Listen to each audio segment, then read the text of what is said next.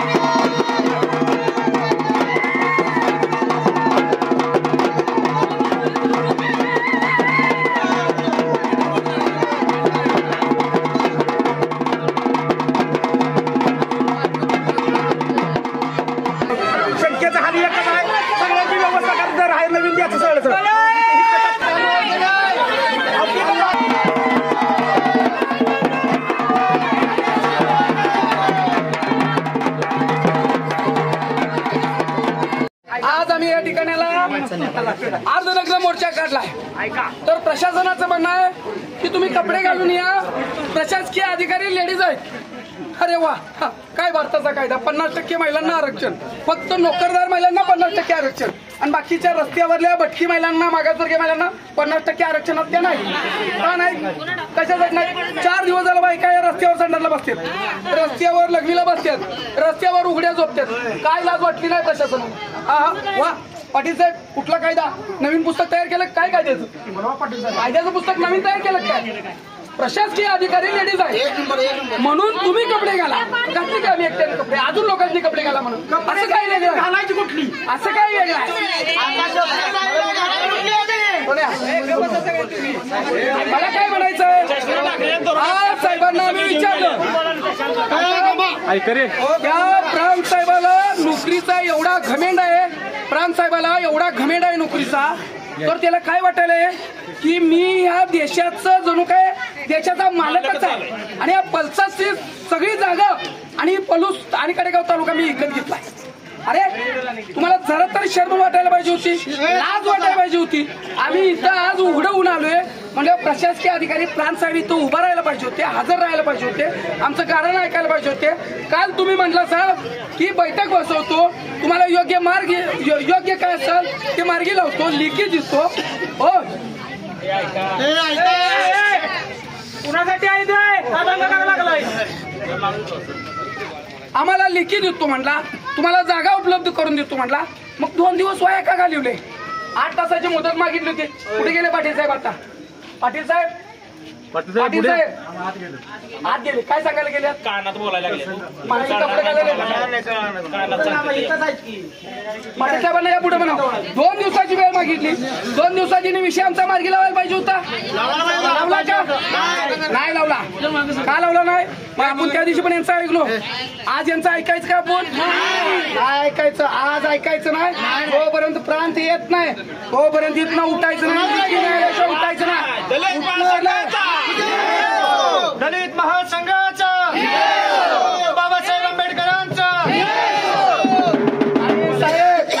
प्रशासनाला, पोलीस प्रशासनाला माझं सांगणं आहे, आमचं भांडण शासकीय प्रशासनाशी चालू आहे. भांडण अंगावर ओढून घ्यायचं नाही साहेब. तुम्ही आमच्यावर एखादी कायदा सोडून किंवा गैरपद्धतीनं कारवाई करशीला, आम्हाला फाशीची शिक्षा होणार नाही. आम्हाला फाशीची शिक्षा होणार नाही. आम्ही त्यातनं सुटीन, आम्ही त्यातनं बाहेर येईन. पण देण्यात तेव्हा तुमच्या नोकऱ्या आहेत, तुमच्या नोकऱ्यांचं आणि तुमचं कसं मग येऊ द्यात की. तहसीलदार मॅडम आल्या काय? आमच्या बायका 6 दिवस झाला उन्हात बसल्यात, तरी तहसीलदार मॅडमांना सावलीतच बोलवलंय आपण. येऊ द्यात, थांबून द्यात जरा. माझा म्हणण्याचा उद्देश आहे का, आज हिने आमचा प्रश्न मार्गी लावावा, आम्हाला तात्काळ गायरांची जागा द्यावी. तसेच आम्हाला जे काही आम्ही टाकीव चढलो होतो त्या दिवशी आम्हाला यांनी सांगितलं, पाटील साहेबांनी, पाटील साहेब तुम्ही आम्हाला सांगितलं की उद्यापर्यंत मला वेळ द्या, प्रशासकीय यंत्रणा उद्यापर्यंत मिटिंग घेऊन याचा विषय मार्गी लावा. मग आमचं 2 दिवस का वाया घालवलं तुम्ही? 2 दिवस वाया का घालवलं? मग आता आमची शेवटची टोक बघायची आहे का तुम्हाला? आजचा दिवस आम्ही परत जातो, उद्या आम्ही आत्मदहनचा इशारा देऊ का? आमची लोक 2-4 मिली पाहिजेत का तुमच्या दारात? प्राणसाहेब आज हजर राहायला पाहिजे होते का नाही? प्राणसाहेब काय या ठिकाणी राहिले नाहीत? लोकांच्या जीवापेक्षा मोठी गरज होती. तुमच्या म्हणून 4 दिवस अगोदर पैसा दिला नाही. तुमच्या अडचणी आम्हाला माहित झाल्या. निवेदन करते जरा सर काही लोक होते तेव्हा मीटिंगला होते, मला सांगता येणार नव्हते, पण आपण काल मीटिंग घेतलेली होती. काल मीटिंग घेतलेली आहे, आपण चर्चा केलेली आहे निवेदन करताना. हा आता आपलं जे काही आज निवेदन आपण द्याल इथं ते मी जिल्हाधिकारी कार्यालयाला सादर करणार. नाही, जिल्हाधिकाऱ्याला सादर करायचा काही संबंध नाही. याच्या अगोदर 4-5-2-3 वेळा प्रस्ताव गेला. बातम्या राज्यात लागल्या, TV9 ला लागली, पुढारीला लागली, G24 तासला लागली. म्हणजे राज्यात प्रश्न गेला. मग राज्य सत्ताधाऱ्यांच्या लक्षात पण या गोष्टी आल्या. मग पलूस प्रशासकीय यंत्रणा काय करते? काल आपण निवेदन करताना बैठक घेतली, त्याच्यावर सविस्तर चर्चा नाही, मार्ग निघला नाही. जे माझ्या हातात होतं ते त्यांना मी म्हटलं, माझ्या जिथपर्यंत हातामध्ये आहे तेवढ्या गोष्टी मी करणार आहे पॉझिटिव्ह.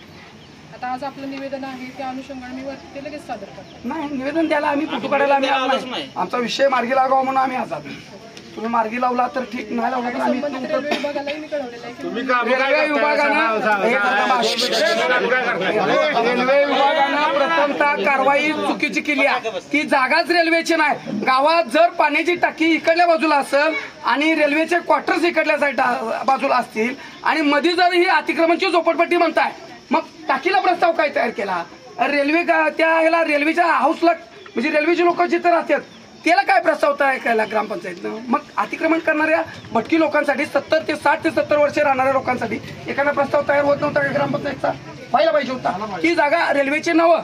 रेल्वेचा जो पिवळा डांब आहे तो 12 ते 15 फुटाचा डांबापासून सोडून पाण्याची टाकी आहे आणि पाण्याच्या टाकीपासून इंची झोपडपट्टी 8-10 फूट झोपडपट्टी अतिक्रमण आहे. आम्ही त्या दिवशी सांगितलं होतं की आम्हाला काही तर मार्गी लावा. आमच्या बायका पोरं रस्त्यावर पडल्यात. साहेबांनी फक्त एक रात्रीचा वेळ मागितला आमच्याकडं. दुसऱ्या दिवशी काल म्हणजे 11 वाजेपर्यंतचा वेळ मागितला होता. काल दिवसभराचा विषय मार्गी लागायला पाहिजे होता. तुमच्या समस्या आहेत आम्ही समजून घेतल्या. प्रत्येकाला बघा 12 वाजता आणि 5 वाजता परत बैठक लावली होती. दोन्ही बैठक नाही, बैठकीत काही ठाम निर्णय घेतला नाही, मार्गी लावला नाही. मग आता रेल्वेचे अधिकारी उपस्थित राहत नाही म्हणजे चुकीची कारवाई केली ना तिने कशी येणार आता? नसल तर मॅडम आम्ही आहे तिथं जाऊन आमची जसे असतील काट्या पालं जसं काय असेल कागदाचं आम्ही तिथं शेड मारतो आणि तिथंच राहतो. आम्ही तुमचा निर्णय होत नाही तोपर्यंत तुम्ही त्यांना कळवा की प्रशासकीय यंत्रणेनं त्यांना त्रास देऊन निकाल लागू तोपर्यंत कागदपत्र काढावे तोवर तात्पुरतं त्या जागेवरती राहू द्या. तुमचा निकाल लावा, जागा द्या. तुम्ही तालुक्याचा राजा आहे, तुम्हाला हा अधिकार आहे. आम्ही विस्थापित होतो. तुम्हाला हा अधिकार आहे. तुम्ही तिथं आम्हाला राहायला जागा द्या. आम्ही शेड मारतो. पत्र्याचं कागदाचं काय असेल ती मारून आम्ही तिथं राहतो. जोपर्यंत निर्णय होत नाही तिथपर्यंत आमची पालं फिक्स होणार नाही. जोपर्यंत तुम्ही निर्णय देताय ती जागा ती म्हणजे गायरांची आहे, गावठांची आहे का, ग्रामपंचायतच्या ताब्यात आहे का, हे आता सर्वेक्षण चालू आहे. कागद उडकाउडकी चालू ती लागू तोपर्यंत आम्ही तिथं राहतो. आमचा हल व्हायला लागलाय. तुमची शाळा पण आम्हाला दिली नाही. भाजी मंडईत तर आम्ही किती दिवस राहणार आहे? काल जिल्हाधिकाऱ्याने कुणीतरी निनावी अर्ज केलाय की भाजी मंडईत जाण्या येणाऱ्या बायका पोरांनी आमच्या त्रास व्हायला आहे. तिथं लोक येऊन राहिलेत. हा, मग आम्हाला काय करा? तुम्ही आम्हाला काय देऊ शकत नाही ना. आम्ही आहे त्या जागेवर आमच्या जागेवर एक 4 वासू उभा करतो, कागद मारतो आणि आमची लोक तिथं राहतात. तो निर्णय योग्य आहे मॅडम. तुम्ही निर्णय घ्या, यात काही गैर नाही.